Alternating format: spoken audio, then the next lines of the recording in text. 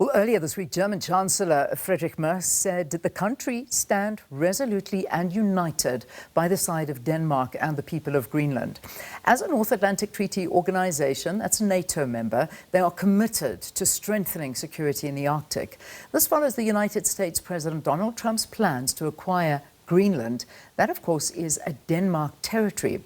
Well, since then, so much has happened. We saw the World Economic Forum being held this week in Davos, Switzerland, and it honestly turned into a geopolitical stage. Well, we're very lucky to have with us in studio and to talk about what is at stake for NATO members and the organization's future, the Ambassador to South Africa from Germany, His Excellency Andreas Peschke. Ambassador, thank you. So nice to have you here to talk about a very important issue. Hello, good morning. Happy to be here. Yeah. So let's talk about where we're at right now, because there was one move of what happened before Davos. Now we're in a different situation after Davos because of what Trump said. So perhaps you want to just update us as to the latest on where we stand on Greenland. Yeah, why not? I mean, it has been a hectic week and difficult to keep track of everything that's happening because things are going so fast. But I think we were in a very difficult place before Davos. And as you completely rightly said, Davos, which is the World Economic Forum, became a big negotiating platform for geopolitical issues, security-related issues. So, but we are in a much better place now. We are not there yet. I mean, in terms of our relationship across the Atlantic, I mean, that is the first step. So we need now to kind of implement it and reach a final decision. And in this time of predictability, actually, it's difficult to say when we are there. I mean, you wake up and then there's something new and then another 10%, another 15%, and so on. But actually, I mean, there were very fundamental issues at stake: sovereignty, territorial integrity, security around the Arctic, and then this threat about new tariffs against some European Union member states. So now I think we came up with a kind of understanding that these issues are going to be addressed where they belong. Security issues going to be addressed along the security track within NATO, and that there are going to be no new tariffs. I mean, that would have been really a setback because, you know, new tariffs, we would have had to react as European Union. That would have been really a lose-lose situation for the US and for European member states, both sides of the Atlantic. But also, I mean, if that relationship suffers, I think it has repercussions worldwide. Yeah.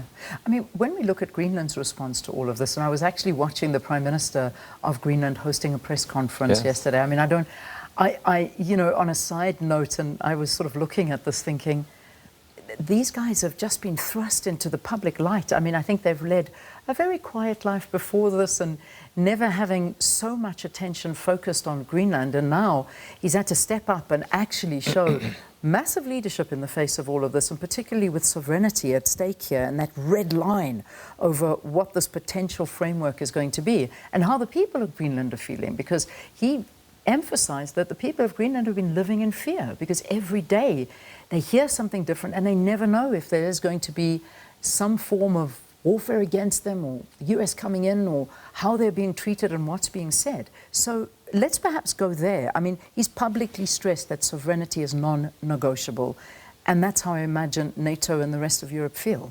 Yeah, can you imagine? I mean, that's a very important issue. I mean, it's a fundamental principle of international law. So, I mean, we have been coming out quite strongly when Russia violated territorial integrity of Ukraine and their sovereignty, waging a war of aggression. So I think we need to be consistent. I mean, if everybody who thinks who has enough power starts to go for the sovereignty of other states and their territorial integrity, taking what they want, I think this world is going to be a terrible place of wilderness. So we cannot accept that. And then it was not just happening anywhere. It was actually between two NATO member states. It was the United States on the one hand side and Denmark with Greenland as an autonomous territory on the other hand side within the Kingdom of Denmark. So, if that had happened within NATO, then it would have kind of undermined all our credibility as a defense alliance. So, and then, you know, the people of Greenland, obviously, I mean, they have their big concerns. I mean, they have issues, actually, with their relationship within the Kingdom of Denmark. But what they want is fundamentally to preserve their status. Yeah. And that is something where we need to stand in solidarity with them. I mean, Denmark, the core kingdom of Denmark is a neighbor of Germany. So we feel very close to them. And obviously, I mean, for us, Arctic is a bit far away, but it is an issue that needs to be addressed. Yeah. So, and then all that rhetoric about, you know, applying force or putting measures of force like tariffs and stuff, I was harmful. I mean, and then fortunately, everybody seems to now have remembered, and there Greenland was very instrumental in reminding us of that we have a framework. I mean, we are all members of NATO. If we have security issues around the territory, which is within NATO, we can act in unison. Yeah. And then even bilateral. I mean, I never knew that before, but they found the Treaty of 1951 between the US, Greenland, and Denmark, which gave them access to military bases and stuff, which they actually actively used during the times of the Cold War. And what happened after that is that they cut down significantly. So I think just by reviving instruments we have already had, I think that goes a long way to address these security questions. And then, I don't know whether you have seen, of course, also we Europeans need to live up to our obligations. So, you know, we had this extra European Council yesterday night, on Thursday night in Brussels. And then actually they admitted that maybe over the past decade or so, they could have done more in terms of economic reinforcement and support to Greenland in terms of security engagement. So we want to step it up. Economic investment, security investment, and they are now talking about a European icebreaker. Yeah. You know, to kind of step up our security engagement in that region. So, you know, there's just, again, a lot of rhetoric, a lot of speaking at the moment, and a lot of issues when you look at NATO and the potential breakup of NATO. Do you foresee, with how things have panned out up until now, that this is going to remain in place? I mean, what is Germany's stance on all of this? Well, I mean, for us, NATO is kind of a lifeline. It has been our security shield throughout the times of the Cold War. It has become, you know, a little bit less importance in the perception of people after that. But with the new security threats, I mean, Russia's war for aggression against Ukraine, other security threats, I think NATO has become kind of very important again in the eyes of the people. So it is important. It is I mean, the biggest defense alliance in the world, and it is a guarantor of transatlantic European security as well. Yeah. So that's where we are. That's why I think Germany and many other European member states put a great attachment to the importance of NATO. We got statements from the US after the new administration putting into question the value of NATO. I mean, actually, the only country that invoked Article 5, which is the defense clause of NATO, in the history of NATO, was the US. After they had been attacked on 11 September 2001. So that was the basis for NATO deployment in Afghanistan. And then actually NATO soldiers from Canada, from the UK, even from Germany lost their lives fighting for American interests. Yeah. So, but now I think it has become, hopefully it has become clear to everyone that it is a joint interest. I mean, of course, as Europeans, maybe we need to take more responsibility for our own security. We need to spend more money. Because you know what's happening between Russia and Ukraine, it's our neighborhood. Yeah, indeed. So we need to live up to that responsibility. And threats from Beijing as well. I mean, it's another issue that, exactly. You know, the one thing about President Trump is he is someone who is a disruptor. It's what he does. He's a disruptor. He comes in, he absolutely shakes the apple cart, and then people start scurrying to think, okay, how do we fix this? What do we do? And perhaps that's what was needed. However, and we're going to start wrapping up now, but I can't let you go without speaking about this board of peace. I mean, we look at this, and you look, well, yesterday when we saw the signing ceremony, not yesterday, this was on Friday, they had on Thursday, they had obviously all of the countries that were signing there, and I mean, it was absolutely 35 countries committed, and majority of the allies of the US, particularly from Europe, were nowhere to be seen. This, of course, many are saying that perhaps this is a threat to the UN and the structure, and will weaken the UN's legitimacy. What does Germany feel about this Board of Peace, or this Peace Board? Well, actually, we all need to see where this is going. I mean, we have been cautious and reluctant. We also got an invitation, so the Chancellor obviously didn't join, like most of other European Union member states and allies. So obviously there are many questions around that thing. I think the President of the European Council on Thursday, brought it to the point, saying that, well, what is the governance structure of this? What is the chair of this? And then decision-making structure as well, with the chair having a veto on every question.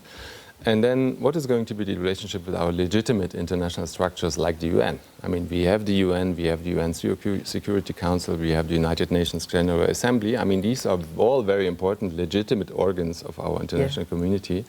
So we don't want to replace them. And we can't replace them just like that. So there are many open questions.